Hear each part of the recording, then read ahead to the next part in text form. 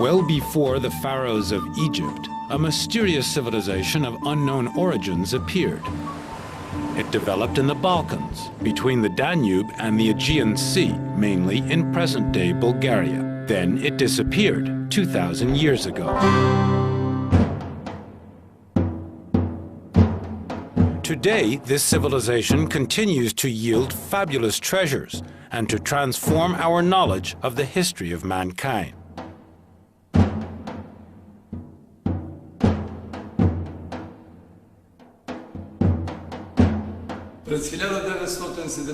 In 1972, on the shores of the Black Sea, near Varna, one of the most sensational discoveries of the 20th century was made. A necropolis dating back to 4,500 years BC, containing more than 300 tombs. It unearthed the oldest gold artifacts ever discovered. More than 1,000 diadems, ornaments, bracelets, jewels made from bone and shell, as well as copper tools, were laid alongside the corpses in the tombs. Pictograms, a primitive form of writing, and clay vases, which must be admired for their craftsmanship and their decorative detail, were also found. Очите и устата са маркирани с златни пластинки. Some of these tombs did not contain bones. They are symbolic tombs called cenotaphs. In one of them, this clay depiction of a human face was found. We can make out the forehead adorned with a diadem, the ears with rings, the eyes and the mouth depicted by gold plates. It was a society divided into 3 social classes with many nobles, in whose tombs finely worked gold objects are found. This discovery also raises questions. What are the origins of this puzzling and fascinating civilization? How did these populations evolve on European territory? How was their everyday life organized? What occurred in this region is fundamental, since this is where agriculture and livestock breeding first came to be, and thus where the first farmers appeared. This is where the passage from a civilization of hunter-gatherers to a civilization of stock breeders and farmers took place, where the first geographically settled villages appeared, and then a little later came the first fortified settlements, war, the beginning of social hierarchy. These phenomena continued to evolve and the populations gradually differentiated from each other. So the Thracians emerged in the area of current-day Bulgaria, the Celts in the west, the Germanic tribes in the north, the Greeks in the south, and so on. The first phase was the appearance of agriculture and of livestock breeding in a certain number of points around the world, no more than 6 or 7, independently from one another between 5,000 and 10,000 BC.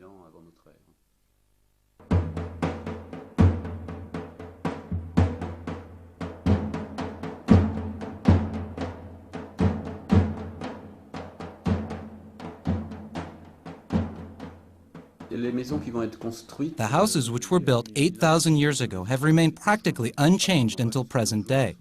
They are rectangular or square 2-room homes built out of earth or stone. Agriculture was based on wheat and barley, which at the time only grew wild in the Middle East, and which were not domesticated until 9,000 to 10,000 years ago in the Middle East, and then it was brought to Europe. Similarly, sheep and goats only lived in the wild in the Middle East and were also imported into Europe about 8,000 years ago. And this is a way of life with these rectangular homes, wheat, barley, sheep, and goats, has gone nearly unchanged until present day. In the middle of the house, there is an oven that today can still be found in traditional houses in this region. It was used to cook flour, meat, and all the meals. And then there are traces of the hearths, which were used for heating, since it is an area where it still can be rather cold in the winter. And all these techniques can be found practically unchanged even to this day.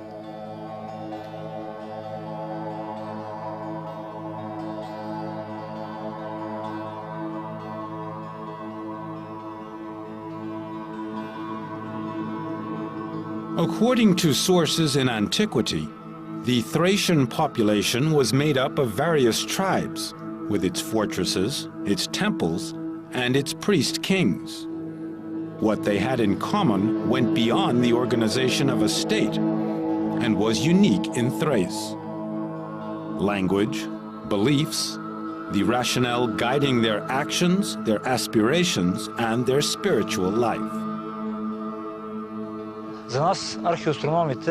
As archaeologists and astronomers, we see that the position of the main rock, cut in a particular way with a precise face, is placed exactly so that the rays of the sun hit it the day of the summer solstice and the day of the equinox. That proves that this site is, without any doubt, a place of worship. This site predates Stonehenge, the well-known megalithic site of England.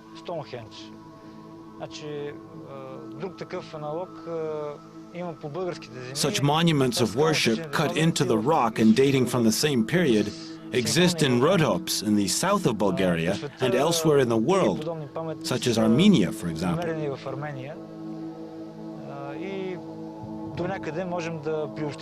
These structures facing the sun bring to mind the first pyramids of the Egyptians, the Mayas, and the Aztecs.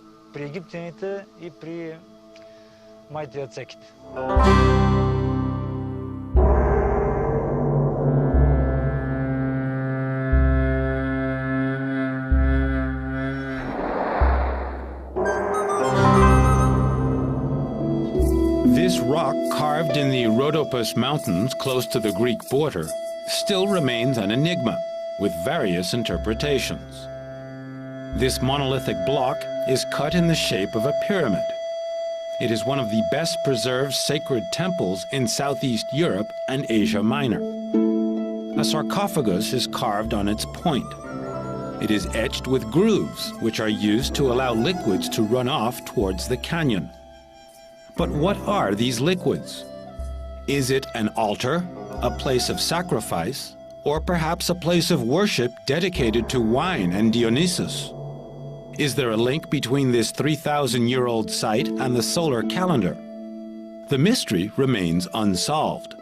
Whatever the case, the local population continues to venerate this place and even claims that the flowers picked at the foot of the monument have healing virtues.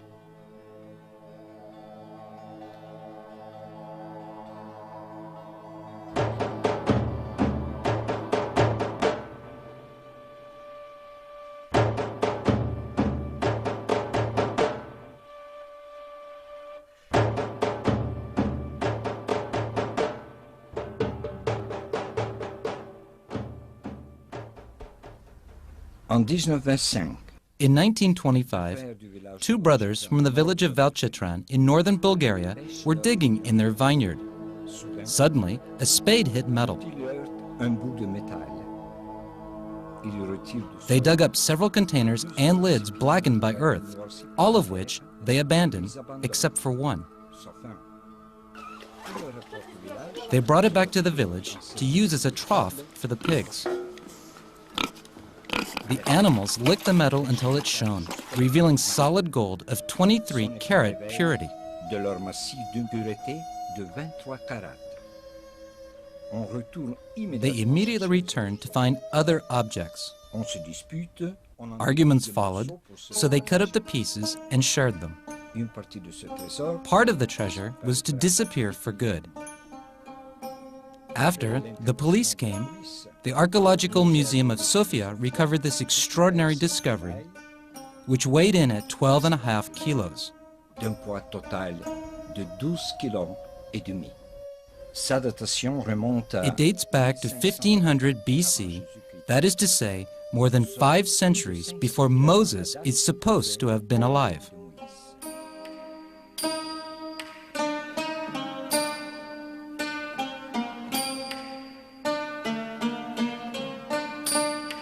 Were these objects of incredible beauty used in the practice of rituals? And for which rituals? Who were the skilled goldsmiths who shaped these treasures of such exceptional beauty? To whom did they belong? Why were they hidden?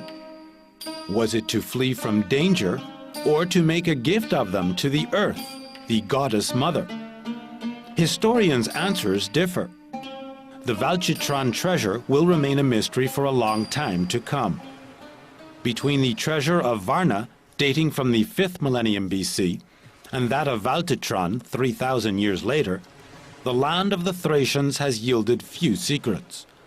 Nothing or almost nothing has been discovered. What happened during these 2 millennia?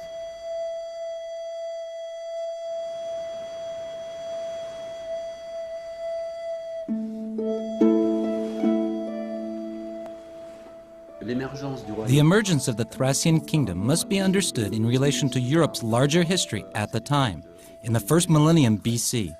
In the south, around the Mediterranean, there were powerful states, monarchies, urban systems, like in Egypt, Mesopotamia, Greece, and soon after, in Italy. Immediately to the north, there were intermediate populations like the Thracians, but also the Scythians, Celts, and Iberians, who were also strongly attracted to the southern countries. Greek art was to have a major influence on Thracian and Celtic art, for example, but these states were to also sometimes make their presence felt in the surrounding regions through invasions. And then fully to the north, I'm thinking of the Germanic tribes, for example, there were societies which continued the traditional way of life of the Neolithic era of the Bronze Age under the rule of warlords. However, there were few differences between these societies, and they did not produce art for the elite. The entirety of Europe's history in the 1st millennium took place in these 3 regions. Who are the Thracians really? Why do we know so little about their culture up to the present day? Les Thraces n'ont pas laissé une écriture.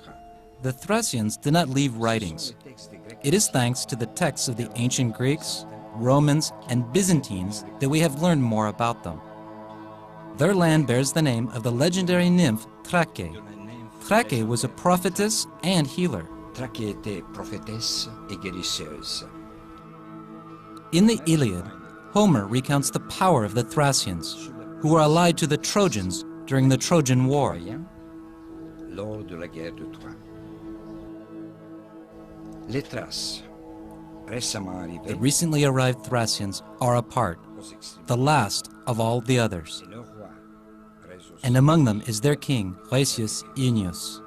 J'ai vu ses grands et magnifiques chevaux I saw his great and splendid horses. que la neige, They are whiter than snow and run like the wind.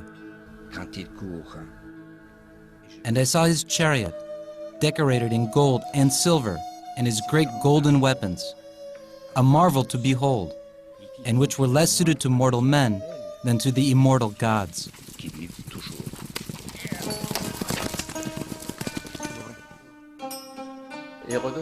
Herodotus also emphasizes it in the 5th century BC.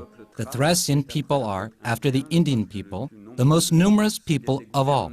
If they were under the command of only one chief, and if they were united, they would have been, in my opinion, invincible and stronger than all other peoples.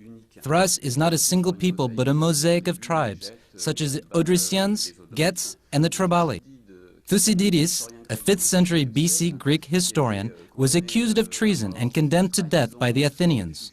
He took refuge in Thrace, where he lived for 20 years.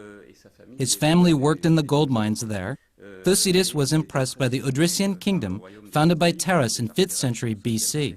He writes, "Among the kingdoms of Europe which are located between the Ionian Sea and the Black Sea, that of the Odrysians is largest in terms of the size of its income and wealth. At the beginning of the 4th century BC, Et au début du IVe siècle avant notre ère, the royal Odrysian treasure was evaluated at 260 tons of objects made of metal and coins, amounts which were considerable for the time." Concerning Thracian know-how and arts that did not survive, such as dance, oral poetry, or even medical knowledge, we only know of this from legends and more recent texts. Thrace is presented as the land of the Muses, the homeland of the first known musicians and poets. Orpheus, a central character of Thracian culture, is also a famous healer, the founder of a philosophy, religion preaching the union of nature with the universe.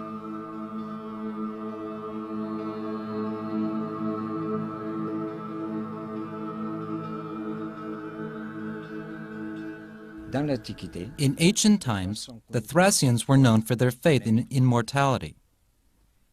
l'origine de cette The croyance origin of this belief perhaps lies with the legendary king Zalmaxis. Selon la mythologie, According to mythology, il s'est fait he had a room built underground, in the form of a mound of earth, and then had himself locked inside. 4 ans plus tard, 4 years later, when he reappeared in the world of light, the Thracians were convinced of immortality. cette foi en This faith in immortality contributed to their bravery, which is confirmed by all the authors of ancient times. à sa mort, Upon his death, the king was buried, and his tomb itself buried under an enormous mass of earth.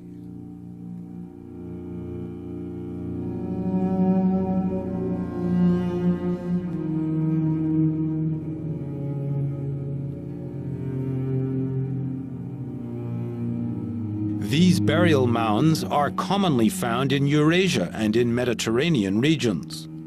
They represent a model of the cosmos and symbolize the primitive hill of creation. Are they sanctuaries devoted to the divinity which may conceal sacred rooms? Recently, the Thracian Mission for the Study of Burial Mounds made a series of exceptional discoveries about 80 miles south of Sofia, in an area baptized the Valley of the Thracian Kings.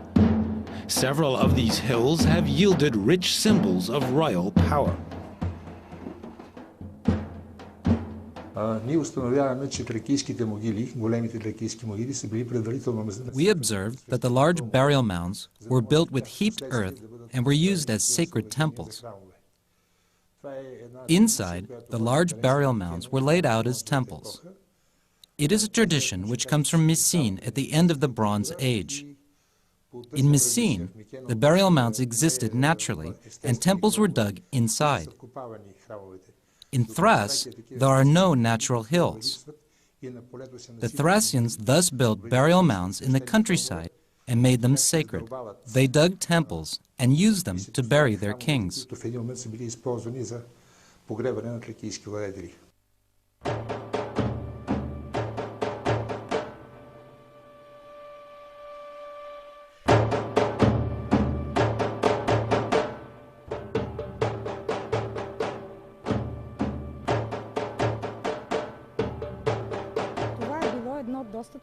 We know that Thrace was a totalitarian society, ruled by a supreme chief.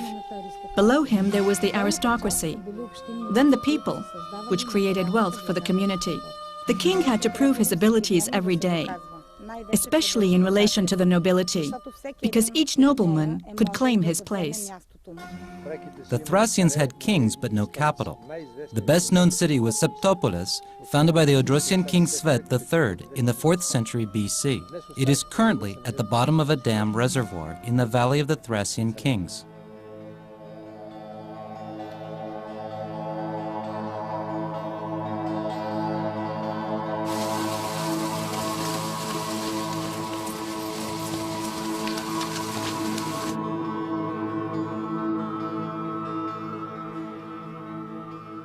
The city was built with a very modern system for the time. The streets intersected at right angles and had signs. It contained a fortress where the priest-king resided. His palace also served as a temple. Obviously, the buildings and splendid temples of this city are the proof that at the time, Thrace had a higher standard of living than other parts of Central and Western Europe. Here, a culture flourished. The kings wore armor and gold and silver helmets. The horses were more richly adorned than the people. They were buried in magnificent tombs, whereas at the time, in the rest of Europe, man practically lived underground, eating half-cooked meat out of wooden or clay bowls.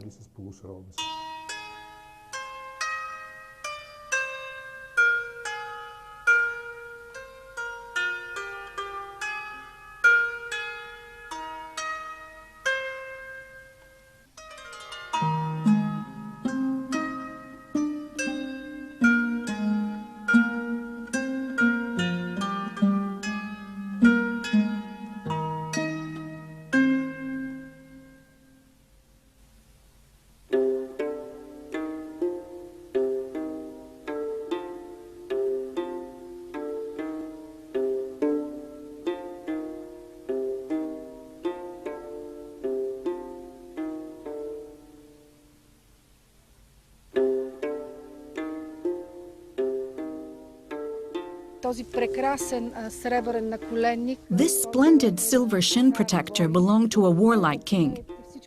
All its reliefs are gilded. The shin protector is to some extent a manual on Thracian mythology and religion. It will not be long in taking its place among the most famous artifacts in the world going back to this period. This gold crown is a splendid ornament, but also a royal attribute. On the central segment, we recognize the goddess Nike, holding a similar crown, as well as a file. 29 gold rosettes adorn the crown. This archaeological find is classified among the most beautiful specimens of Tarotic art, that is to say, ancient metalwork. These two rhytons, made out of gilded silver, are unique. One of them represents several scenes, including a wild boar hunt. On the other, one can make out two griffins tormenting an exhausted bull.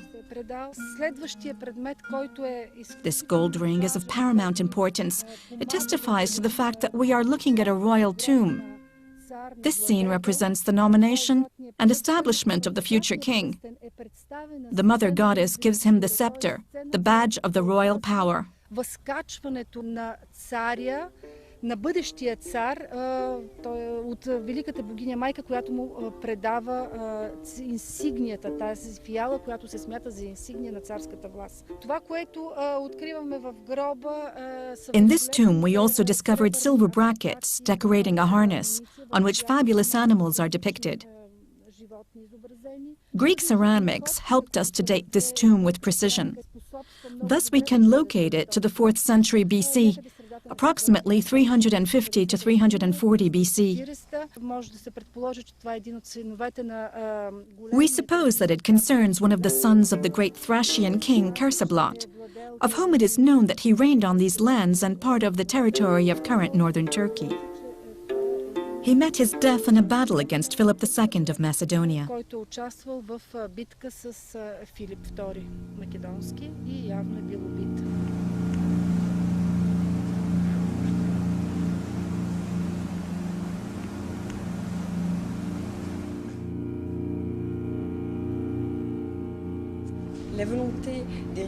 The desire to erect sumptuous monuments is common to all ancient civilizations. The last resting places of high-ranking men were intended to be imposing in order to emphasize their prowess after their death. The funerary area of the valley of Kazanlak is in line with this logic. A certain number of them can be compared with the Macedonian monuments referred to as the Macedonian monument tombs. A great number of architectural and decorative elements are comparable with those found in the tomb of a great Macedonian king, Philip II, who was the father of Alexander the Great. In both cases, the tombs were constructed and covered with a mound of earth, called a tumulus. Inside, one also finds the same spaces: a funerary room preceded by a hall, and sometimes by a corridor, and also by large carved marble doors. Moreover, on one of these monumental doors one can observe two carved medallions depicting gold heads which recall known portraits of Alexander the Great.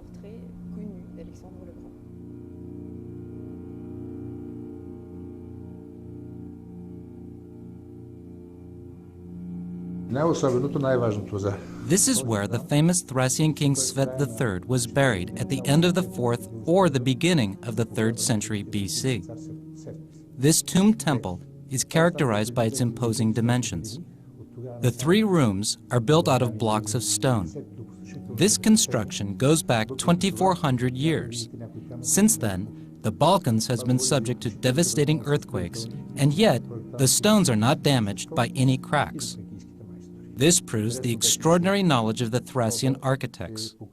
It is astonishing to learn that the ground was covered with a fabric carpet with gold thread that shined from a distance. A horse was sacrificed in this death chamber. Its skeleton remains intact.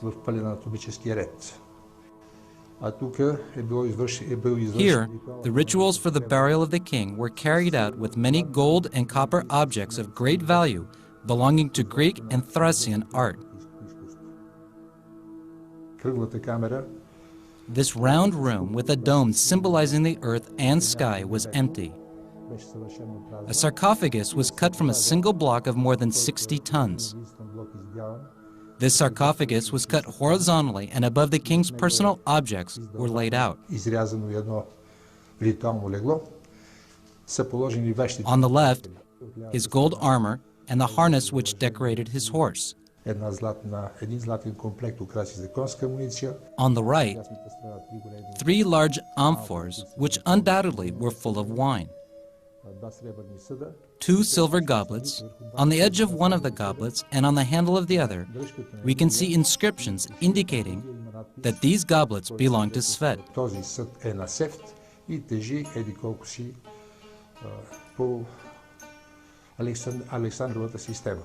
A gold crown was laid out on a ritual table. There was a flagstone on which the Thracian god Zagre was represented, as well as on the crown. Beside it, there was a kind of gold cup with 2 handles, the skyphos and the 2 other gold objects.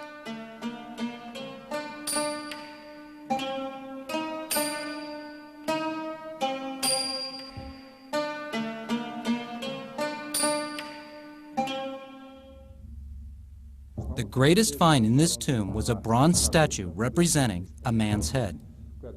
This extraordinary depiction shows a spiritual man with a rich inner life. It is magnificently carved. This head was found 7 meters in front of the temple's facade, which made us realize that our research needed to be continued.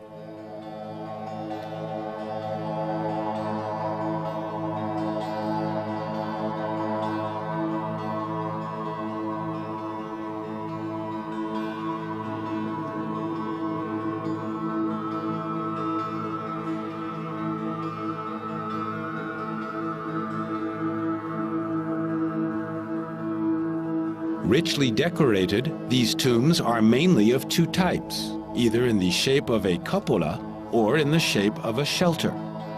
They are built out of stone, sometimes out of brick. The 2 materials can be used together. The cupola, as the vault, represents the sky. These stone cupolas, sometimes covered with gold, symbolize the afterlife. Most of the time, the tombs are decorated frescoes of kings and royal families.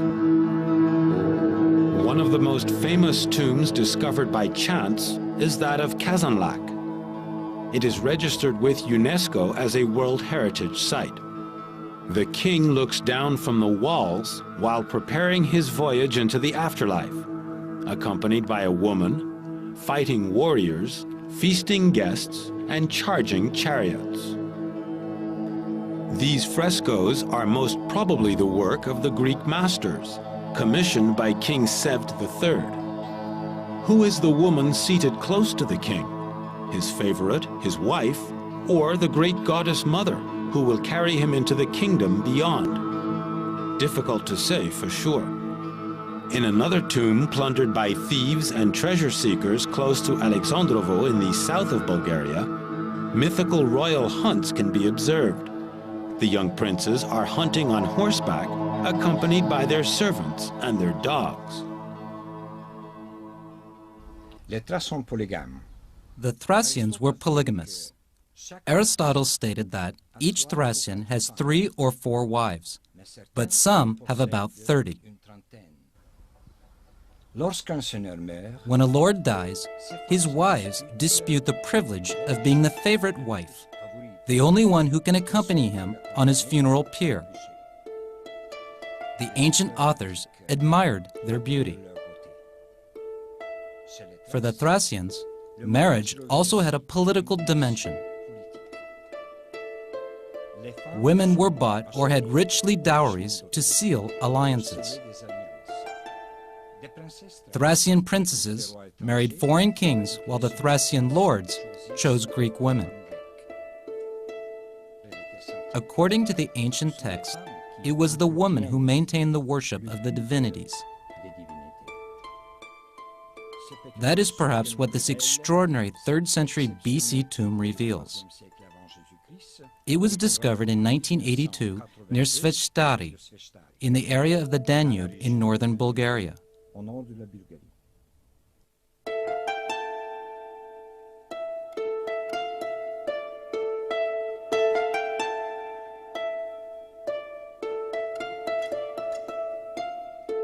This tomb presents a single architectural decoration. 10 caryatids with similar silhouettes but different faces surrounding the room. Above 4 of them, there is an unfinished mural. It depicts the great goddess mother, followed by 4 maidservants, tending offerings and a gold crown to a royal cavalry warrior. The general layout of the room is similar to that of Greek sculptures. Furthermore, the Thracians also adopted the Greek divinities, as is shown by the Panagorichte treasure. Discovered by chance in 1949, this treasure constitutes one of the most beautiful wine services ever, dating from the 3rd century BC. 9 containers in solid gold for a total weight of more than 6 kilos. The typical Thracian pitcher is called a rhyton. It was used to pour wine. It probably owes its form to the horns which were used to drink from.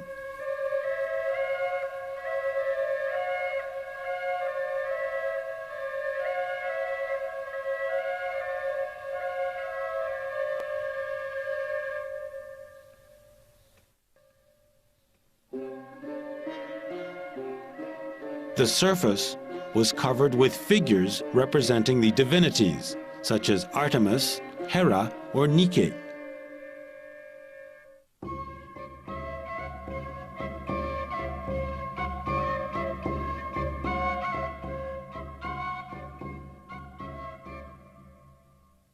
Here we have a drawing of Dionysus, sometimes considered to be of Thracian origin.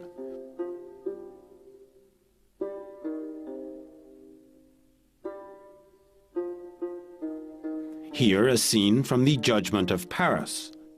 The Greek goddesses had asked Zeus to decide who among them was the most beautiful. Zeus, not wanting to take part in such delicate business, ordered Paris, the Trojan prince, to decide. Paris chose Aphrodite. To take their revenge, the goddesses fomented a plot which eventually led to the Trojan War. It is believed that the Panagorichte treasure is only a part of what was intended for royal feasts, or more probably for religious rituals in a place of worship or the royal court. Le trésor découvert The treasure, discovered in Rogazen in 1986, is also very interesting and fundamental to understanding the religious practices and the mythological representations of the Thracians. 165 silver containers were dug up in a vegetable garden. Their total weight comes to 20 kilos. Une cinquantaine de ces vases. About 50 of these vases bear inscriptions in Greek. These inscriptions reveal that the treasure belonged to the royal tribal dynasty between the 5th and 4th century BC, and that several vases were used as diplomatic gifts. Ont servi de cadeaux diplomatiques. Experts have established that these objects belong to various services gathered over a long period of time to form a family treasure, which was transmitted from one generation to the next. Some of them were probably made in the main residence of the Odrysian king. There were goldsmiths' workshops throughout Thrace from the 5th to the 3rd century BC. They were located in population centers, some near the active silver and gold mines.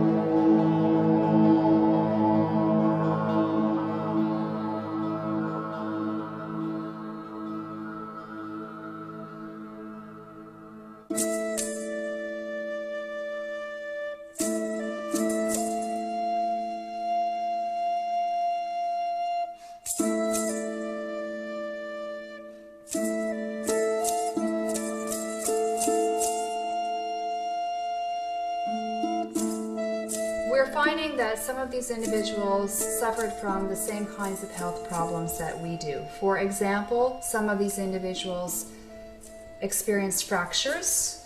This is an example of a fracture to the clavicle. This is another example of a fracture. This is one of the bones of the arm. This typically occurs when an individual falls and puts out their hand to break their fall. We are also finding evidence of nutritional deficiencies, and we are finding some lesions here which may indicate iron deficiency anemia. This was quite common in past populations, particularly populations that relied on agriculture. And we see this very commonly in parts of the world today as well. One of the things that trauma can tell us is whether or not the population had some medical knowledge.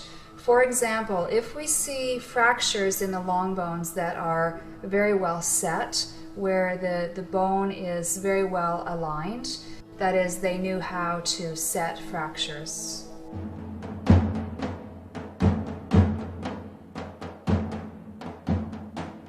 Knowing how to heal wounds proved to be essential because Thrace was a warrior civilization. Several objects discovered in the tombs of the Thracian kings confirm their reputation of being warrior kings, including gold and bronze armor, helmets, weapons, horse decorations, and war chariots. They were constantly making war, summed up by the famous Thracian king Teres as follows: "When I am not at war, I look like my stableman." And while war was not a series of glorious episodes, but rather an almost daily occupation, life followed its peaceful course and had its own heroes: the craftsmen, masons, and architects.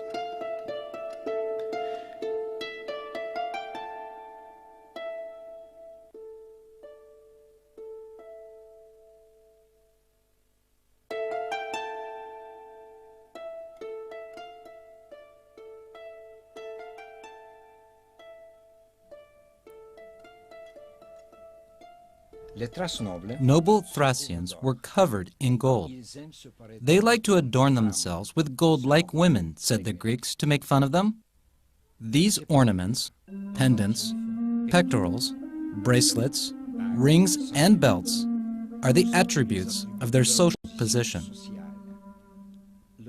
Gold had a symbolic function. It paved the way to power and immortality.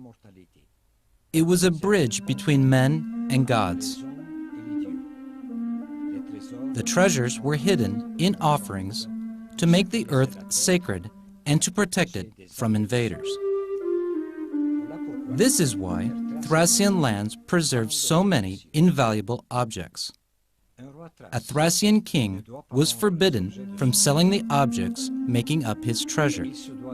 He had to be rich in the manner of King Midas. Legend says that he was Thracian and had the ability to change what he touched into gold.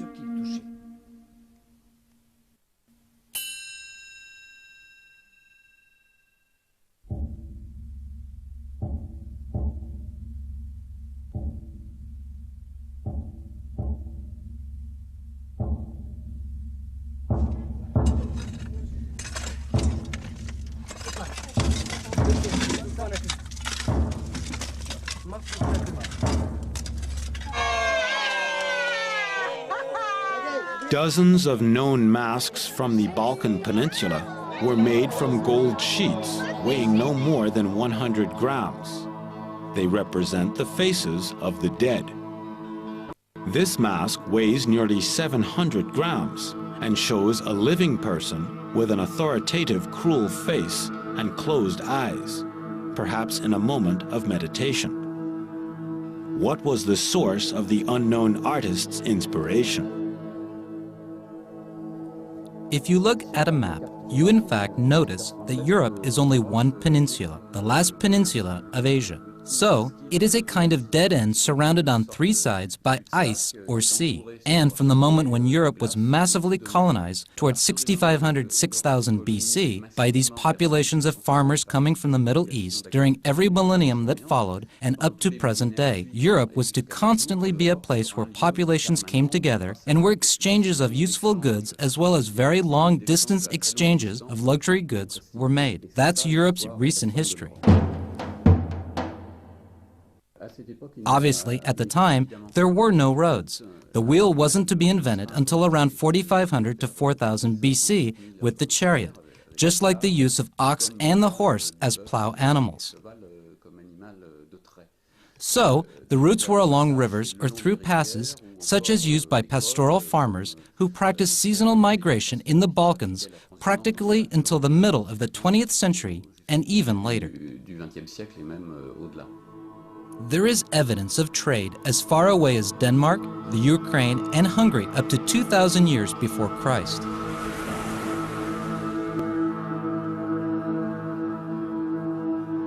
For example, copper bars were imported from Cyprus more than 2,000 kilometers away by Thracian boats.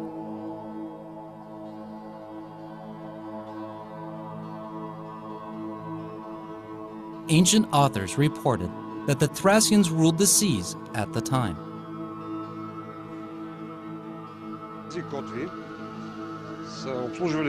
These anchors belonged to boats fitted with a mast and a single sail, and of course oars for 15 to 20 men.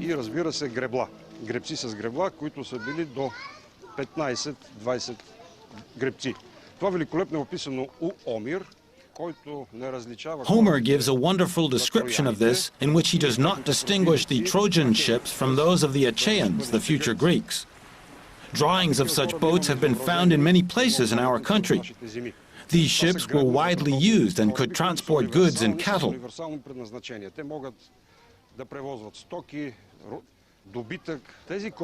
From our coasts, they sailed to Mycenaean Greece, that is to say the Peloponnesus Peninsula, and the large island of Crete.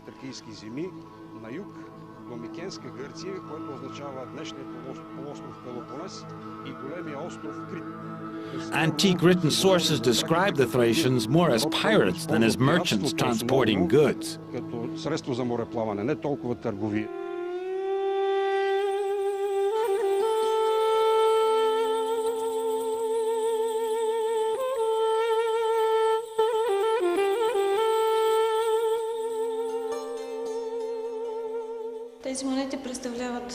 The development of these exchanges required the use of currency. From the 4th to the 3rd century BC, the Thracian tribes used drachmas and staters from the Greek island of Thassos. The richest Thracian kings minted their own currency. They minted bronze coins thereafter, intended for the needs of the local population. In the majority of cases, silver and gold coins were used for more important exchanges and international contracts. They used local symbols such as the bull, the horse, and the double-edged axe, typical of the culture, as well as Thracian beliefs and rites.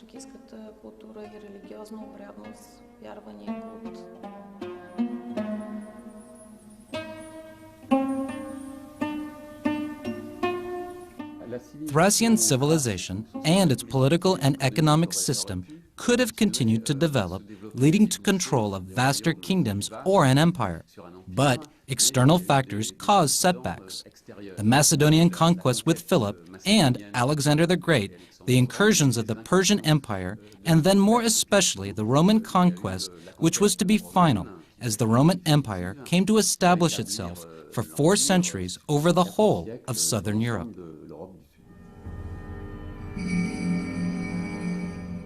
Spartacus, who initiated the Great Slave Revolt in the Italian peninsula in 71 BC, was the last famous Thracian gladiator. And after having left their mark on history, where did these people go? It is difficult to say. They probably blended into the peoples who came later to settle in the Balkans. The land of the Thracians still has vestiges of the genius of this mysterious people. Plundered by thieves, melted down and resold for centuries, The gold of the Thracians continues to be dug up today in a seemingly never-ending supply. Avant de refermer ces pages, Before leaving you, let me tell you one last story.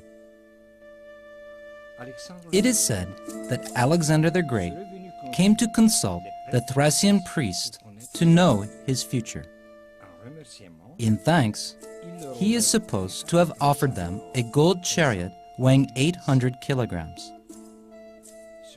According to the legend, this chariot is still hidden in the Bulgarian mountains.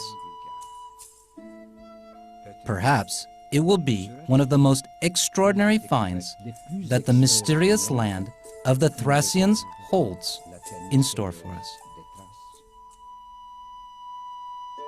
New archaeological excavations certainly hold fabulous surprises. Hundreds of mounds, caves, and sanctuaries have yet to be explored. The treasures they hold will continue to modify the history of modern civilization.